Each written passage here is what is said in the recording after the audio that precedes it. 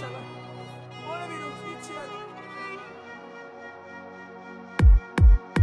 زندگی مینویسم وصیتمو مینویسم میخونی ملودیش پیانو تو جوونی رفتم زیر خاک سر بارا سرم ایستاده هی نگاه میکرد یکی بگه بره لباس مشکی و دراره نفرینم که رو خاکم گل میذاره دستم کوتاه صدام نمیاد کفن سفید خیلی بهم میاد وصیت میکنم همیشه خوش باش نصیحت میکنمش نریز گرد باش من نیستم دیگه ولی اسمم زنده میمونه خوبیامم یادگاری میمونه حیفودم نه بزن به سیگارت کام رو سنگ قبرم زدن جوون ناکام از زندگی بریدم نفسم تموم تو دنیای کثیفه تو بیمم بمون مردم واسم جا کندن تو دنیا ولی زیر خاکم من یه جوون خسته یه پاکم من این حرفا رو باتم من مردم واسم جا کندن تو دنیا ولی زیر خاکم من یه جوون خسته یه پاکم من این حرفا رو باتم من قرار بود همه چی خوب باشه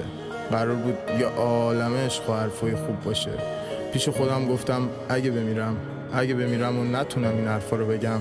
سعی کردم یه وصیت بنویسم و یه دنیا حرف بزنم از آینده بگم سعی کردم تیکه تیکه های قلبی که شکسته شده جمع کنم ازش یه خاطره بگم راستی خاطره یعنی تو یعنی چشمات یعنی تموم بیقراری ها یعنی اشکات یعنی بی تو بودن یعنی حتی زیر خاک سردم به یاد تو بودن نمیدونم هنوز به یادمی چه انتظاری دارم از یه قلب آهنی نمیدونم هنوز به یادمی چه انتظاری دارم از یه قلب آهنی نمیدونم هنوز به یادمی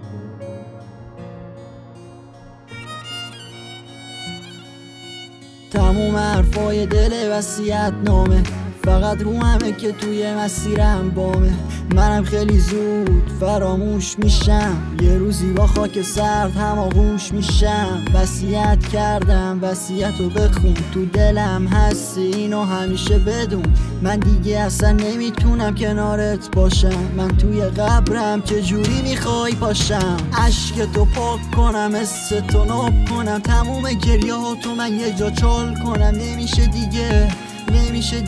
دل که بشکنه دل نمیشه دیگه اینجا خیلی سرده بیقرارم تهش با گریه با حسرت سیگار تو بکش اینجا خیلی سرده بیقرارم یکم من دیگه مردم تو هم سیاه تو بکن